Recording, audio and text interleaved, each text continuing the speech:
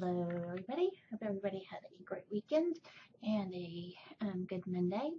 So, for this week, we're going to, I'm going to go over a few housekeeping things and then we're going to jump right into um, the topic for this week.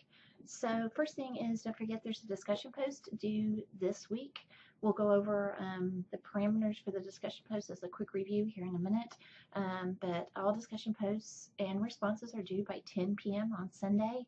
The other thing is Tara has provided two field experience opportunities for our students. If you're interested in those, let me know. I know most of you have her in another class, but if you don't happen to have Tara in another class and you see those and you would like to know more information about them, please feel free to send me an email and I will share those with you. One of them is in Nakoma Park, which is just a little ways beyond Midwest City, and the other one is Mangum. Mangum's going to be a full day of fun and adventures. The librarian there is a recent graduate of ours. She's a fabulous librarian, and so we're looking forward to that adventure. For field experience hours, you can what we call bank them. You can do the observation now and apply it to another class, especially on these where Tara and I will be there. We can kind of point things out and kind of just work through the situation that way. So, so if you are going to bank, please let me know. And that way we can kind of look and see what classes you have left. So I kind of make sure that we point out those things that would be applicable to that class that you haven't taken yet. So that's just an opportunity. I'm just going to toss it out there. Okay, so for this week, we're going to launch into Module 2. But before I do that, I actually want to talk about what's going on in Module 4 and 5. Last week, I talked about as part of the assignments for this course that you would be going to doing some observations. These are not part of your field experience. They're just a part of this course. Each one of them is about 30 minutes-ish.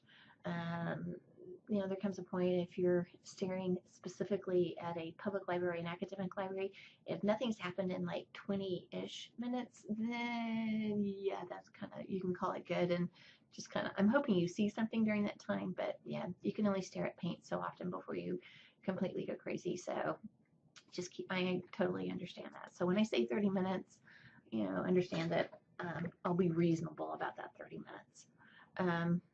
Okay. So hold on. Okay, so we're in Module 4 right now, and this is, it talks about the reference library observation. Okay, so you yourself will never actually be involved in the interview process. You're just observing the interview process. And you're going to be answering these 3 questions. These 3 questions actually will then become the answers to these 3 questions for your public and your school library. Librarian that you talk to. Actually, once you get those answers, one sec, get it to flip back. Come on, go backwards. And yes, T2L does have its times where it doesn't want to work. Here we go. Is actually going to be the answers to the discussion post for week 4. What you find out for the academic library will actually be applied to week 5, but if you can get them all done at one time, then it'll just make things go faster. So you're going to post your answers here from that form that I just showed you. For those who haven't had me before, if you click on the discussion rubric, it'll show you exactly what I expect out of your answers. Your original content needs to be at least 100 words or more. Your responses to 2 of your classmates must be 50 words or more. There has to be at least 1 in-text citation per answer per week. So if I ever have like a double barrel question, then you're going to need to have a citation for each question that I've asked. I try not to do that, but sometimes that's just how it works. So when you're making these observations, you know, there are things in the reading, like for week 4, you're going to say, I saw this, and according, whatever you might see, and then according to like the golden rule reference page, this is actually interesting. You would just say, hey, and kind of do according to this, I saw this, and according to whoever the author is of what you're looking at. Well, for this one, it's Buckley.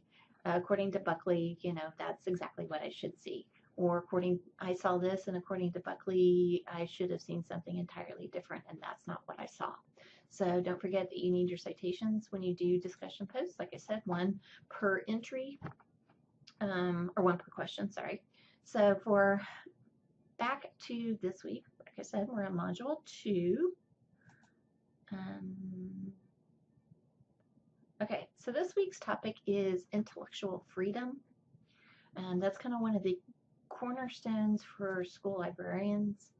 It's kind of where, in a lot of librarians' minds, kind of where everything kind of falls together and kind of comes together for us.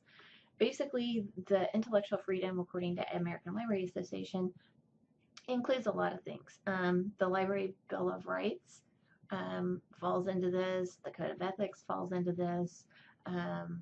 As you see, the freedom to read statement, the freedom to view statement, censorship, banned book week, which is usually more popular in secondary, that's coming up. That falls under intellectual freedom.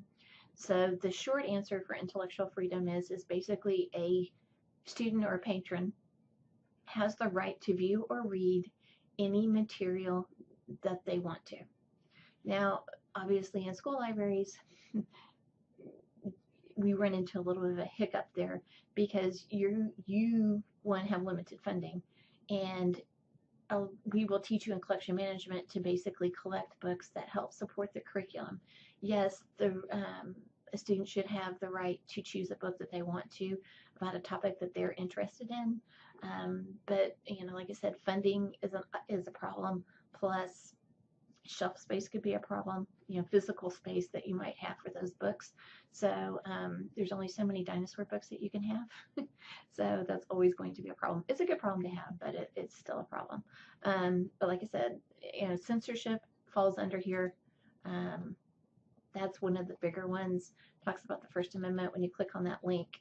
Okay, so my take in my classes, if I give you a link to a long document, obviously as this one is, you need to scan, kind of get the general idea of what's going on here. I will never ask you about what comma, period, or question mark might be on any of the readings that I give you, but you definitely need to have a solid grasp of the material that's on this. So if I question something that you said, obviously I can always go back and look. And either you've misread something, or maybe you didn't read it maybe quite as carefully as you should have. So be careful when you do that. Okay, so intellectual freedom. Hold on. D2L is moving really slow today for some reason. So that's kind of the gist of intellectual freedom. So like I said, when you click on each of these, scan them. You don't have to read them literally word for word. Just make sure that you have a good understanding, a solid foundation of what you're reading before you go in and answer the discussion question for this week. This week it is basically a hypothetical, but a hypothetical that I personally have had to deal with, and you will too as a school librarian. So what are you going to do when a student comes to you and wants to do research, either for class or just their own personal interest, on a topic that you don't find worthy? That's hard. And it can be something as benign as, cars, bikes, bugs, whatever, dinosaurs. Or it could be something more challenging, especially when you start dealing with like 6th grade on up. They start getting into topics that start opening doors, things like white supremacy. Those are topics that are going to come up. So you're going to have to make the decision as to what is right for your library as far as what books you're going to have, what access you're going to give to them, either using a search engine or using the databases. So this question is to kind of help you get your mind working that direction, because I can promise you at some point, if not multiple times in your career as a school librarian, you're going to have to deal with something like this. So that's the reason behind this week's question. So I'm looking forward to seeing everyone's answers. I will be trying to now do my videos either on Saturday or Sunday so I can get them posted, so you guys will have them on Monday, since now my Mondays are now spoken for thanks to Oklahoma State. So I think that's all for this week. If you have any questions, you know how to get a hold of me via email. Thank you. Have a good week.